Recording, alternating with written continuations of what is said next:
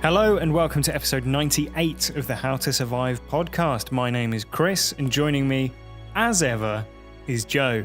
Hello, how are you? I'm very well. How are you? Very well, thanks. Looking forward to another stirring chat about a movie. Yeah, and this week's movie features a wooden shack situated next to a lake, a group of teenagers off to party for the weekend, and a killer rising from the dead to slaughter them one by one. But no, for once, it's not Friday the 13th, but instead, it's The Cabin in the Woods.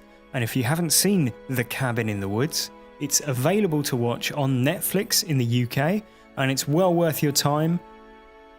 And it's best that you go in spoiler-free because there is a lot to spoil in the film. Yeah, there is.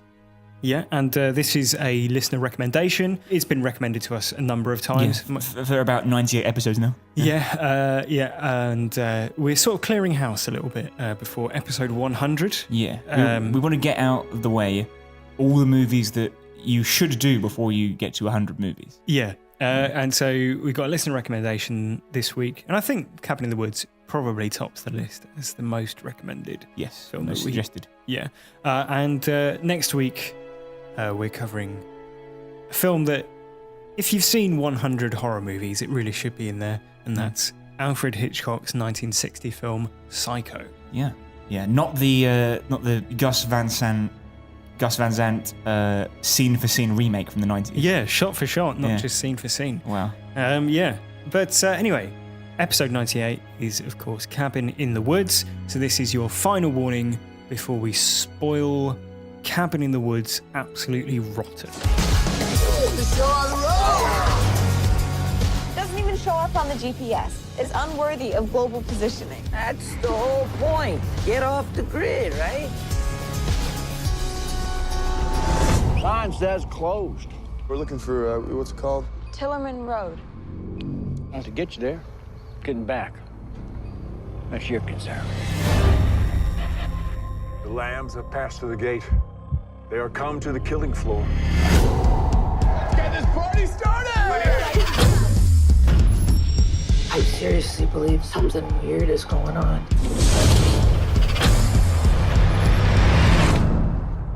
In an underground facility, two technicians prepare for a kind of unknown ritual, discussing how a similar operation in Stockholm has ended in failure. Meanwhile, college students Dana, Kurt, Jules, Marty, and Holden venture to Kurt's cousin's lakeside cabin in the woods for a weekend break. They are the subjects of the facility's ritual, and upon arrival begin to be manipulated through the use of chemicals and subliminal messages into behaving in ways evoking horror movie protagonist tropes. For example, Jules begins flirting and dancing ostentatiously, something that Marty notes is out of character for his typically bookish friend. Lured into the cellar, the group finds a treasure trove of mysterious items which, unbeknownst to them, each correspond to a particular monster. Far below the cabin, the facility's vast team place bets on which monster will be summoned. Despite Marty's protestations, Dana reads from a diary she finds, accidentally summoning the sadistic Buckner family, who rise from their graves as the undead. The group are soon set upon by the Buckners, who decapitate Jules. Back at the cabin, an increasingly paranoid Marty discovers surveillance equipment in his room before being dragged off and seemingly killed by another of the Buckners. Following each of these deaths, a sacrifice of blood is made down in the facility, whose staff are informed that all the other rituals worldwide have failed. Dana, Kurt, and Holden try to make an escape in their RV, but are blocked by a rockfall manually activated by the facility technicians. Kurt attempts to jump a ravine on his bike, but hits an invisible force field and plummets to his death. Driving back to the cabin, Holden is stabbed by one of the Buckner family and crashes the RV into the lake. Dana manages to escape and swim ashore. Downstairs, the facility staff celebrate the completion of the ritual and the saving of humanity. Because in an echo of horror movie tropes, the last girl who Dana represents can either survive or not. Also, she's a virgin. Well, she's not though. Yeah, but they said we have to make do with what we can get. Yeah, exactly. So yeah, each of the characters takes on a sort of stereotype horror protagonist role. So there's the slut, the stoner, the jock, Yeah. the nerd, and the virgin. Yeah, exactly right. Yeah. No hillbillies or people in wheelchairs or people of colour being misrepresented for laughs, which is quite refreshing. Yeah, a welcome change from the Friday the 13th franchise, for sure. Celebrations among the facility's staff are cut short as a phone call from downstairs points out that Marty is still alive, as his marijuana use has immunised him to the facility's mind-altering chemicals. Rescuing Dana from another Buckner, he shows her an elevator to the facility he has found, and the two decide that, with no other options, they should enter it. The lift takes Dana and Marty to the facility past hundreds of glass cages containing a vast number of monsters. As they arrive in the facility, the panicked security staff try to shoot the pair dead, and in response, Dana hits a button labelled System Purge, emptying the stock of monsters into the facility. The monsters run rampant, slaughtering the facility's entire staff. Dana and Marty look for an escape and instead find a temple where they are confronted by the director. She explains that every year across the world, these rituals are held to appease the bloodlust of the Ancient Ones, malevolent gods who live beneath the earth. The particulars of each region's rituals differ. For example, in America, the ritual dictates that there must be 5 or more victims, that the whore archetype must die first, and the virgin archetype die last or survive. She implores Dana to shoot Marty to complete the ritual and save humanity. Before Dana can decide, she is attacked by a werewolf. As Marty and the director fight, the zombie Patience Buckner, who is this sort of one-armed girl whose diary is read in the film's early scenes, Patience Buckner appears and kills the director.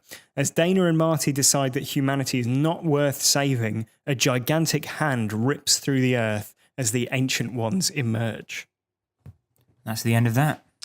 Now, quick question. Is this the highest kill count of any horror movie that we've covered? What, the whole Earth? Well, even if you don't include, the presumed deaths of everyone on the Earth, surely the hundreds of technicians who live in, who work in the facility. Yeah, they all die on screen as well. This is quite an onslaught.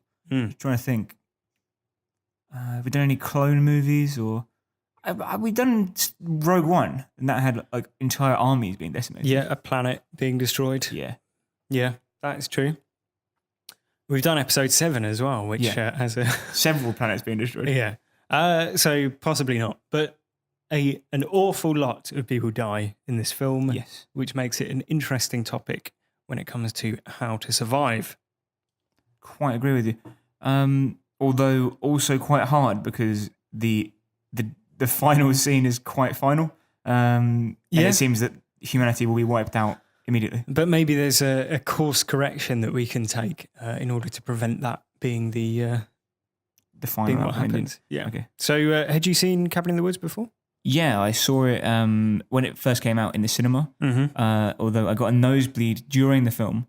Right. And missed 45 minutes of it while I was 45 minutes? Yeah. That's quite a nosebleed. Yeah, and the movie's only an hour and a half long. Yeah. So I was a bit confused when I came back.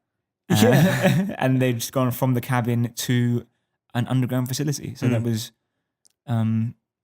interesting, to say the least. Yeah. They don't do what I think would be the obvious thing and hide all of the facility stuff until the latter half of the film. They sort of have that. I mean, the first scene is the two technicians like sort of chatting. And so you go in and the first scene of these two guys in an underground facility and you're like, what is this film? And then it just like really abruptly comes up with the title. Yeah. And it's like a jump scare. Yeah. But I really like this film. Yeah. It's one of the good ones. Yeah. I think it's an absolute treat if you're a horror fan. Yeah, it is, because it's obviously written by Joss Whedon, Joss Whedon and Drew Goddard, who directed it. Yeah, and they obviously understand horror, so well that they can pretty much artfully like play with it and turn it on its head. Yeah. And that's something we haven't really seen since Scream. I guess. and it's done with an affection as well. It's like if you compare this to sort of the famous horror movie parodies or pastiches, if you'd call it that, like things like Scary Movie. All of that is just play for laughs, whereas this is something else entirely. Yeah, I agree with you. I mean, you mentioned Scary Movie. We've discussed this before, I think, especially when we did the Scream episode, Scream 2, way back when. Mm-hmm. The point is, Scary Movie is bad because it's a parody. It's a full parody where they just, take the piss, basically. Yeah. Whereas Scream is a pastiche. It takes the tropes and it uses them in an interesting way in a new setting. Yeah. Other examples of good horror comedies, obviously Shaun of the Dead is pretty much peerless, I'd say. Yeah. In the sense that they know exactly what a zombie movie is. They know when we see certain things happening on screen, we have expectations about what's going to happen next. Yeah. And they play with those. Cabin in the Woods, another great example. Mm-hmm. And more recently, Get Out, I would say, could be talked of in the same sentence as those two movies. Okay. Is this a horror comedy though? Because I think it's more nuanced than that. Yeah. Because a lot of the comedy, or the comedy almost entirely, comes from the witty writing, which isn't really it's more that to me feels more like a horror movie that's got some well written lines in it, and which is more towards like Get Out, as you said. Yeah. The other sort of aspect of the humor comes from being a horror movie fan watching it and going like, I can't believe that this is where they've gone with this film. Yeah. So it's interesting, to think of it as like a horror comedy because it doesn't really tell the whole story. It's true, but it is genuinely funny. Like there are parts of it where you laugh out loud. And I think the only way you can do that is because the tropes are so heavily drawn on. Like you know what happens in that situation, but then they're kind of holding up a mirror to the trope and saying, that's look how silly this is. Yeah. And you expect it to go a certain way, but it doesn't. Mm. And I mean, we've talked about this in the past, I think, in other podcasts, but essentially I think horror and comedy are really closely bonded. They both require suspense to be built. Mm-hmm. Now, horror obviously releases that suspense by making you jump. Yeah. And comedy releases the suspense by delivering a punchline. So, if you've heard a long joke with a twist at the end of it, you know exactly what I mean. Yeah. But horror comedy basically relies on the tropes, which I'm famous for hating in movies. Yeah. If there's a trope, I kind of switch off, as we said last week. You run a mile. Yeah. But seeing the trope basically dissected by saying, look at how stupid it is that we have these expectations when we see these certain things, and then turning on its head. That is really funny, and it's what you see in Get Out. So you see examples where there's a conversation happening, and you think it's going to go one way, and at the end of it, it's like, oh no, they're just talking about something else. That social tension, that horror, is played up by doing that and by making the jokes out of it. And Cabin in the Woods, I think, does that even better. It relies on the tropes of slasher movies for it to be funny in a way that I don't think many other horror comedies do. But I'd say in the same way that Shaun of the Dead does for zombie movies, Cabin in the Woods does for slasher movies. Yeah. But obviously, like you said, there's a lot more at play. There's a lot more intelligent sort of writing happening that is funny on its own merit as well. Yeah. But I think that the horror parts of it are funny. Yeah, I agree. And I think it's... on top of that, it's not just the film saying, here is a horror movie playing out in an unexpected manner, but it's like, here is why horror movies are. Like, here is the overarching reason why all these horror movies have, the tropes that you're used to seeing. It's actually for this purpose. How many times have we watched a Friday the 13th movie and said, why is Jason doing this? Yeah. And now we have an explanation. Now we have the answer, yeah. And I think it also works on like a nice fourth wall breaking level. Like the character who's the sort of new security guard in the facility. Yeah. And he's the one saying like, why are you watching this? Like, why does it have to happen this way? All this sort of thing. He's basically someone who doesn't like horror movies watching the events of the film going, why would anyone want to watch this? Yeah. Why is anyone celebrating that this girl is being... I mean, like there's there's no sort of better summation of the film's ideas, I think, than that scene where they're all celebrating, and in the background, Dana's being like brutalized, and they're all like cheering and like drinking and all that sort of thing, and he's looking on in disgust. And I think that fourth wall breaking, self-awareness. Yeah, I think is really nice. I mean, it's borders on being heavy-handed when Sigourney Weaver turns up as a character called the Director. Yeah. Like, you know, but it all works. Like, I think it all comes together really nicely. No. Some people hate this film as well. I don't understand why, though. But the only explanation that I can think is that people go in... expecting a horror movie. Yeah, expecting like a standard horror movie, and they're not well-versed enough in the genre to appreciate it on that level, or they're not interested in the genre being dissected in that way. Yeah, that is really the only explanation. I can't think of any real horror fans who have watched hundreds of movies and made a podcast about them. Who wouldn't enjoy this kind of thing. Yeah. Like if you're out there, listener, and you're sitting there going, I can't believe they're talking about this piece of shit film, I hate it.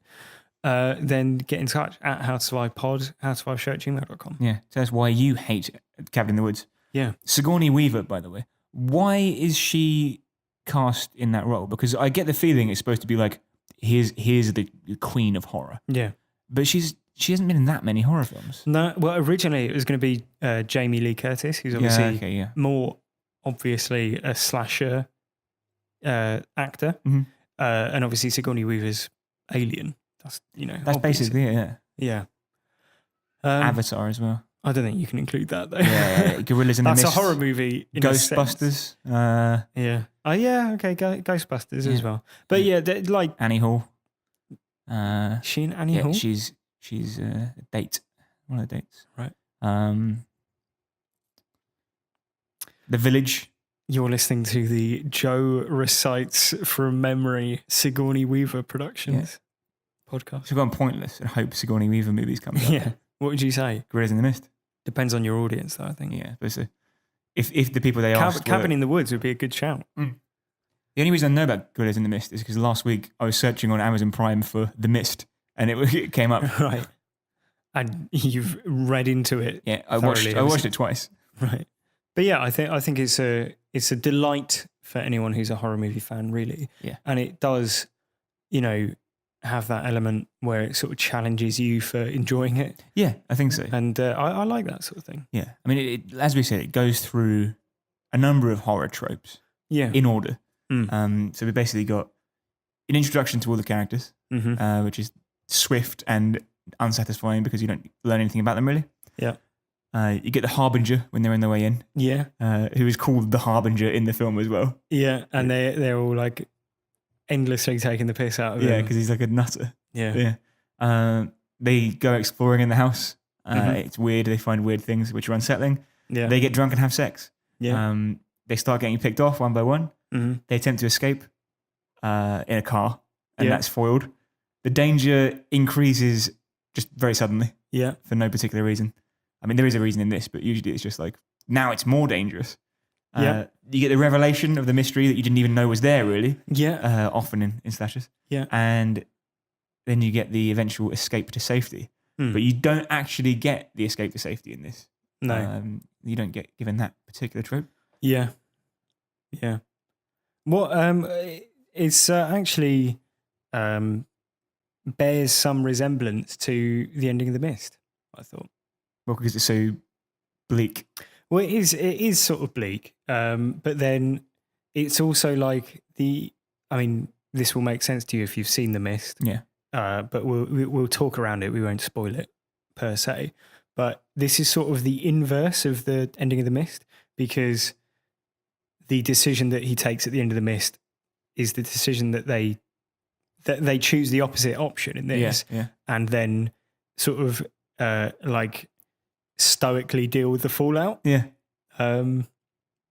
So I thought those two back to back had some sort of weird resonance. Yeah. Yeah, I take your point. Because ultimately in this movie, they're basically like, yeah, I'm not going to do that. Like it must be clear at that point that this facility isn't lying to them.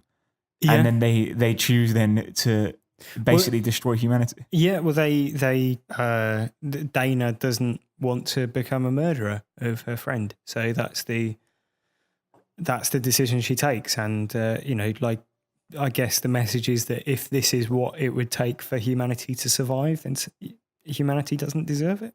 Yeah, I guess. So. I mean, that's what they say. That's essentially they say as much in the film. That's the moral of the story. Yeah, fair point. All right. So what do we know, Chris, about the cabin in the woods? Well, obviously, underneath the cabin in the woods, there's a big old facility. And I wonder if you'd join me in playing the How to Survive survival tip quick fire round. Okay. For every single one of the monsters that's on the whiteboard. So I've got to come up with or you got them already? I've got the list. You got the list? Okay. So yeah, we'll just go through the whiteboard list. Okay. And obviously these are all sort of referencing other movies. Yeah. So I guess it's not really a quiz per se. It's just a discussion. Test your. It's 98 episodes in, so let's test your survival skills. Okay.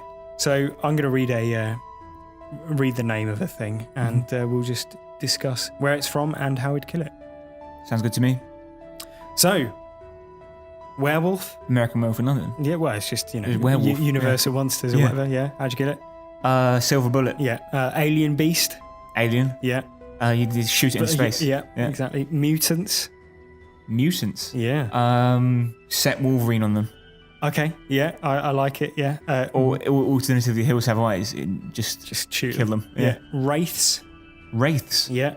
Describe a wraith to me. Well, I'd imagine they're probably the ghosts. Right. Okay. Suck them up with the Ghostbusters thing. Yeah. Zombies.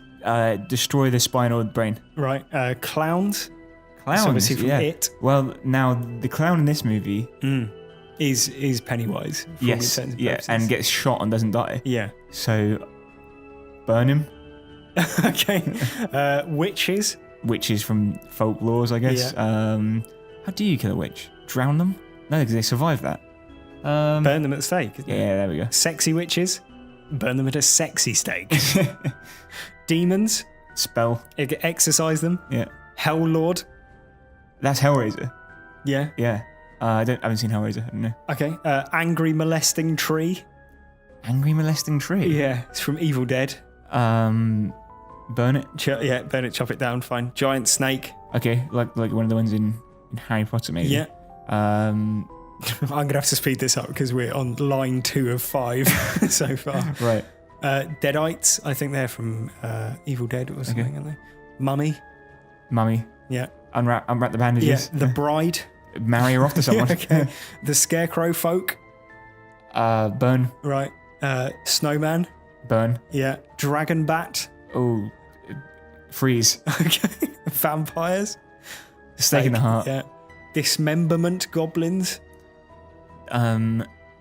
Dismember them, I guess. Okay. Sugar Plum Fairy. That's the one who's got like a maw for its face. Okay, yeah. Just shoot in the heart. Okay.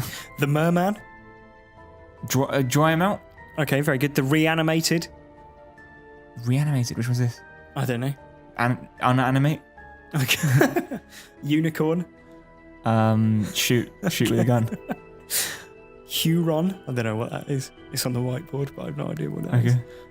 Sasquatch / Wendigo / Yeti. Shoot. Bullets will do it. Dolls. I think they might be the stranger type, the mask-wearing killers. Yeah. Shoot them. Yeah, zombie redneck torture family. That's, shoot them. Chop them up. That's the Buckners, obviously. Feed them into a chipper. Yeah. The doctors. That's probably hostile type torture porn. Yeah. Shoot them. Yeah, shoot them. Yeah. Jack-o'-lantern. It's obviously leave them in the sun to rot. It's obviously Nightmare Before Christmas. Yeah. Giant. Pushing from a beanstalk. Yeah, or set Godzilla on them. Yeah. Twins, which are obviously the Shining twins, who you can sort of see in the big pullback and reveal. They don't really die in The Shining, do they? They're already dead, aren't they? Yeah. Chop them up with an axe, I guess. Yeah. And the last one is Kevin, which is apparently a reference to Kevin from Sin City. Okay. Elijah Wood's character who gets dismembered We're going and home, tied Kevin. to a tree. Yeah. Yeah. Dismember him tied to a tree then. Right, well then, there you go. That's every monster in the Cabin in the Woods, the quick survival guide for them. Yeah. But that's thorough, I would say.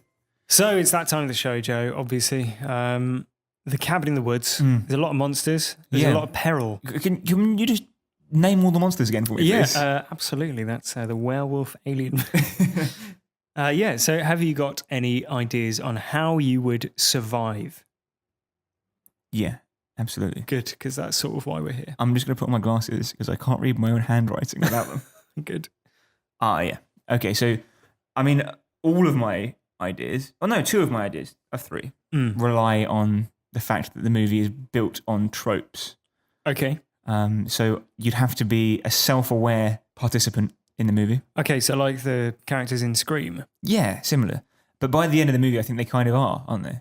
Yeah, I think also though they're chemically induced into the behaviour. That's aren't true. they? Yeah, that's true.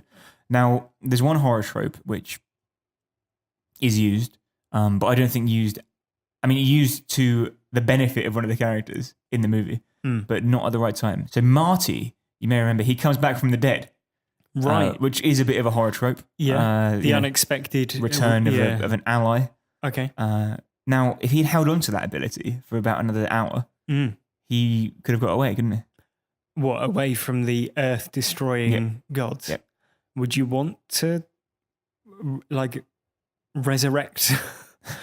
Into that. Yeah. And remember, you're only talking about this in the frame of like a trope as opposed to him actually Having that resurrecting. ability. Yeah, he just... Didn't die. Yeah. Yeah. So... In the context of the film, he is never dead and therefore never resurrected. It's just that the camera cuts away before...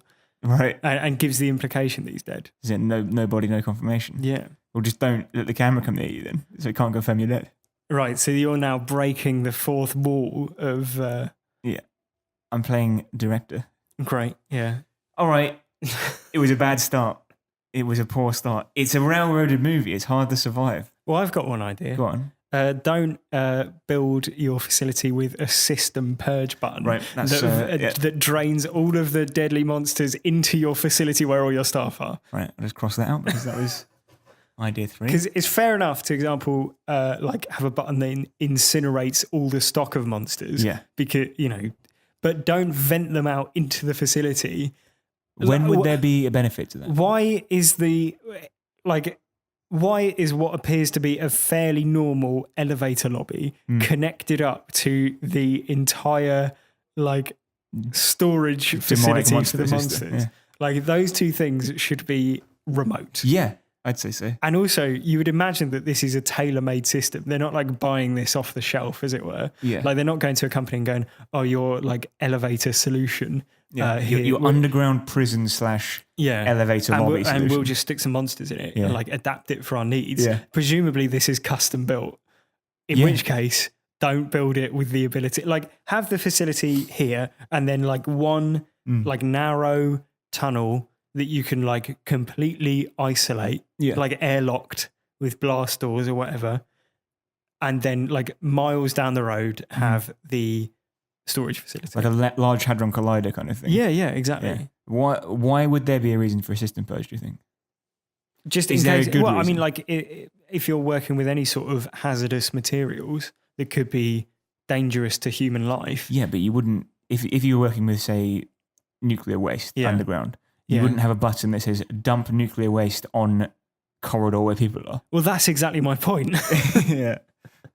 Thank you for reiterating the point. Yeah. Because that is essentially what they've got. Yeah. But if the nuclear waste was also sentient and indestructible. Yeah. It's like having a zoo and the lion enclosure backs onto the staff room. And in an emergency, the gate opens and the lions just run riot in the staff quarters. That's basically it, yeah.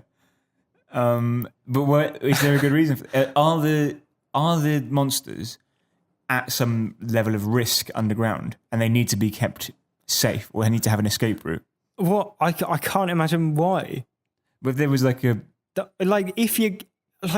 was an earthquake, and they'd all be trapped underground forever and the prophecy could never be fulfilled or something. Right.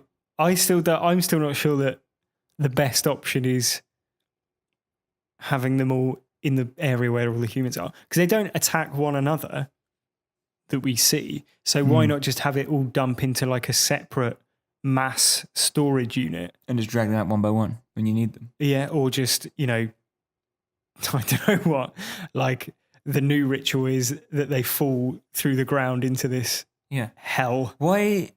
Yeah, that's a fair point. Okay, so to summarize, get rid of the purge button. Yeah.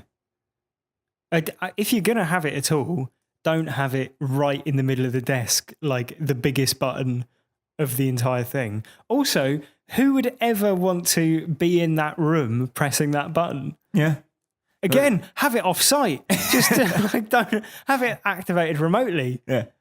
It seems like poor planning to have like, again, if the button to like, get rid of all the nuclear waste in the event of a meltdown is presumably not like 10 feet away from where the Meltdown nuclear is taking waste place. Yeah. Yeah. Yes.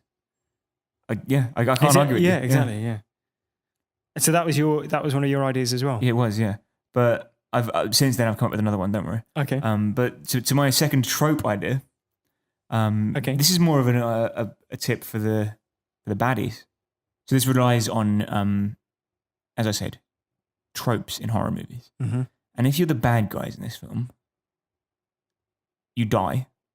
But you could come back by taking advantage of the false dawn trope. Right. So we've seen how many times Jason gets killed, and then 5 minutes later, less than that, he sits back up again, doesn't he? Yeah, they think they've gotten away, and oh no, here comes Jason again. So if the baddies, if the facility operators had just gone, okay, I'm a baddie in a horror film, I just won't die. I'll just not be dead now. Yeah.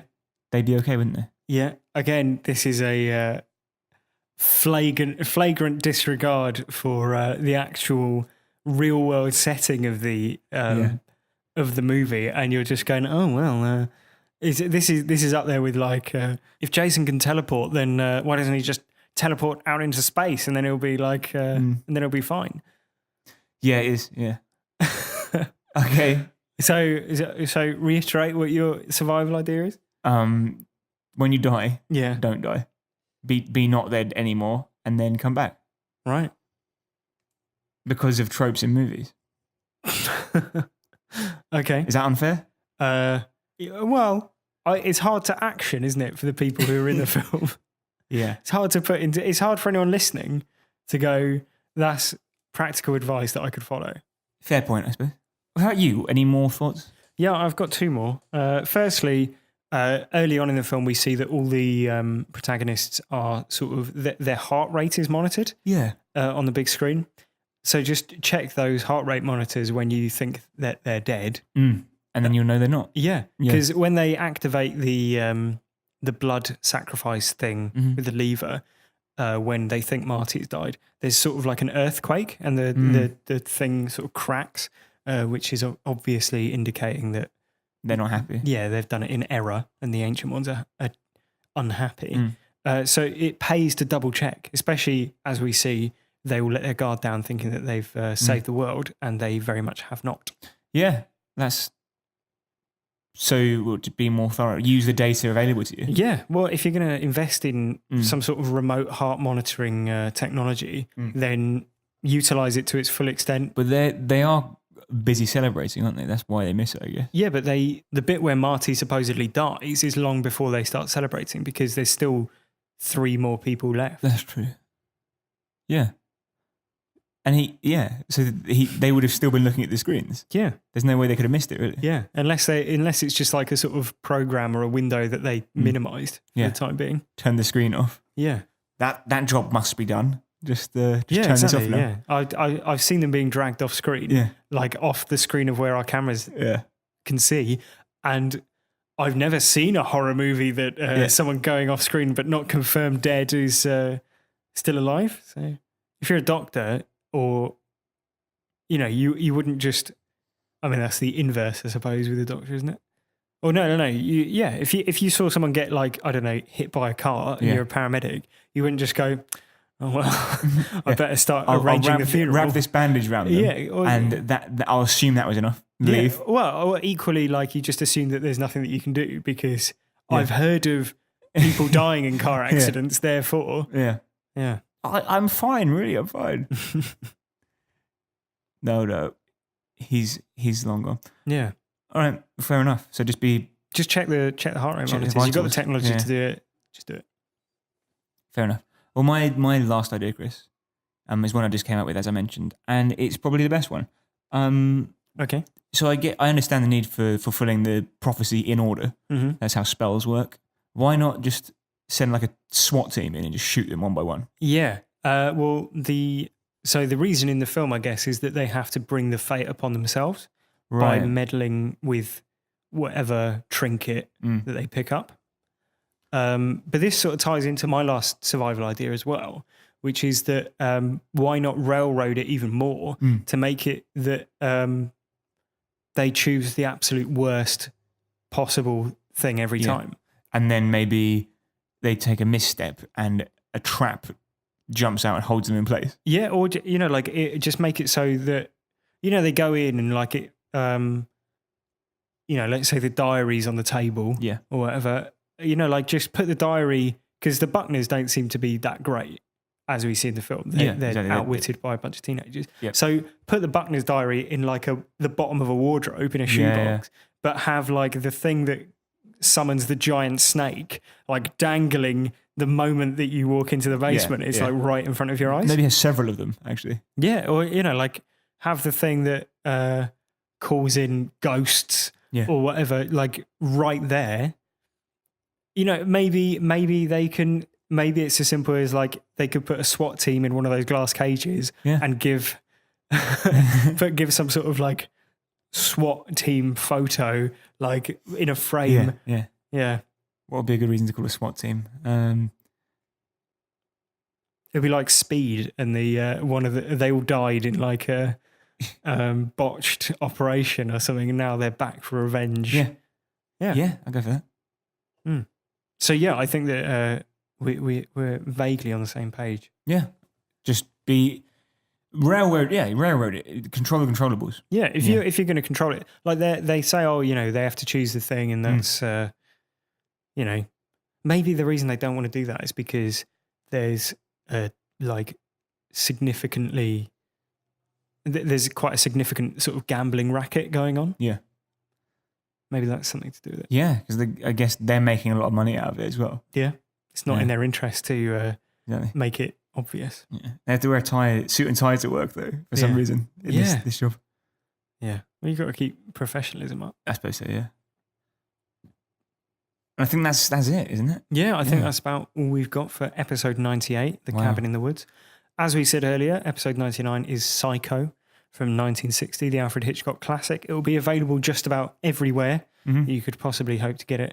And if you haven't seen Psycho, then you really should, because it is, as we said, an all-time classic movie. Yeah. Not just a good horror, but a good film. Yeah. Have you seen it? Yes. Good. Yeah. Have you? No. Wow. But next week, there you go. You need to go out have. and seek it out. Yeah. Yeah, so thank you very much for listening. The Twitter handle is @HowToSurvivePod. The email address is HowToSurviveShow@gmail.com. And we've had quite a few people get in touch about Cabin in the Woods. As we said, it's quite a frequently requested film, and I think when people figured out that we were doing it, they wanted to get involved. That's right. An email has come in, Chris. Yeah. From Andy. Okay. Hello, Andy. He says, just watched Cabin in the Woods. Tough one, since the premise is either the sacrifices die or the entire human race dies.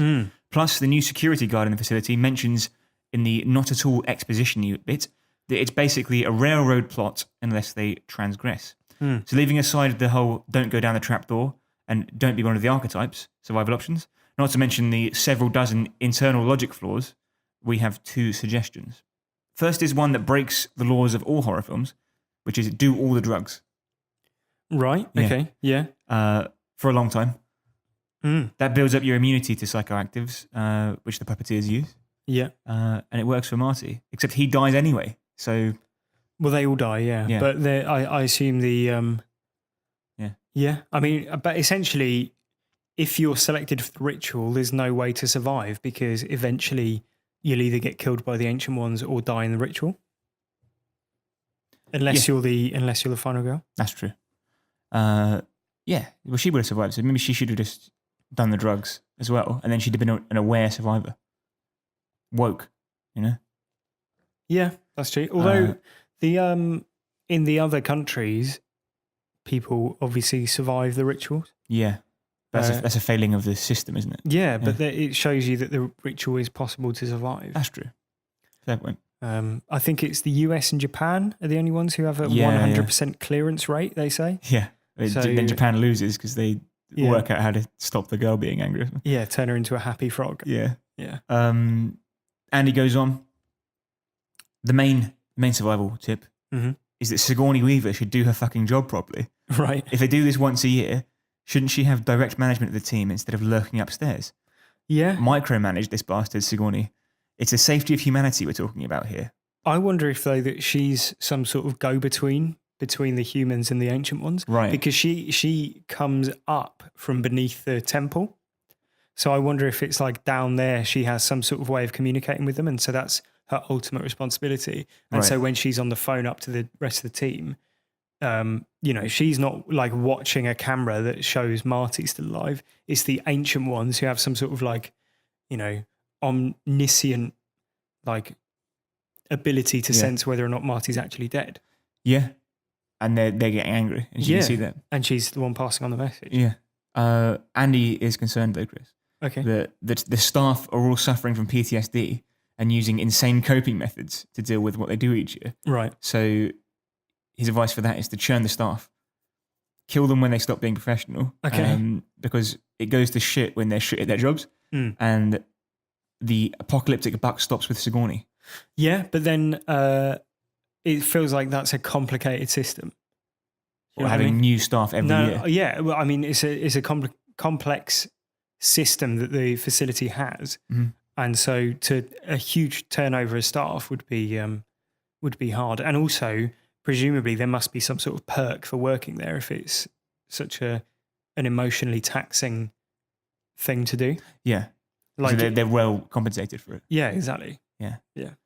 Is Sigourney the owner of the business? I don't think the implication to me is that it's not a private enterprise. It's sort of charity, or it's state run, right? But in a sort of Bilderberg, right? Okay, there's actually like a sort of group, controlling all these things worldwide, making sure it happens every year. Yeah. Well, thanks Andy and Kate for the email. Yeah, much appreciated. And if you've got any thoughts on how you'd survive Cabin in the Woods, do get in touch on HowToSurviveShow@gmail.com or @HowToSurvivePod. And a few more notes, Chris. Kate has been in touch. She said she's been listening to the Twister episode. Oh, yeah. And she wondered if we're going to do John Carpenter's 1980 classic, The Fog, as part of our weather season. We did debate it. Yeah. Weather season is over now. Yeah. For another year. Not to rain on your parade. Yeah, exactly, yeah. Yeah, we did overlook the fog. You could say it was a missed opportunity. Yeah, but, you could say that. Yeah, maybe we'll get around to it one day. There was no pun in that sentence. You're looking at me I'm waiting for the pun to drop. Good, there wasn't one. One day our barometer for weather-based movies will. Good. Will, that's not really a pun so much as that's what a barometer is for. But thanks, Catherine, for the email. Yeah. And another email in from Roger. Mm-hmm. Guess what he's emailed about, Chris?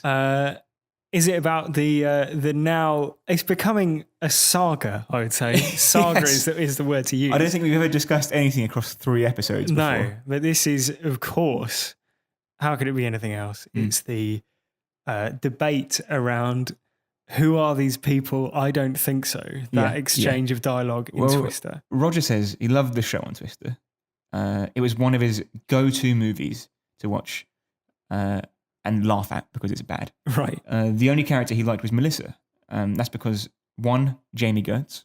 I guess she plays Melissa. Mm-hmm. And 2, she's the only one I believe acts like I would if I was in that situation. I would be totally freaked out, which is a fair point. Mm-hmm. So I don't know if he's a sex therapist as well, if it's part of the training to react properly to storms.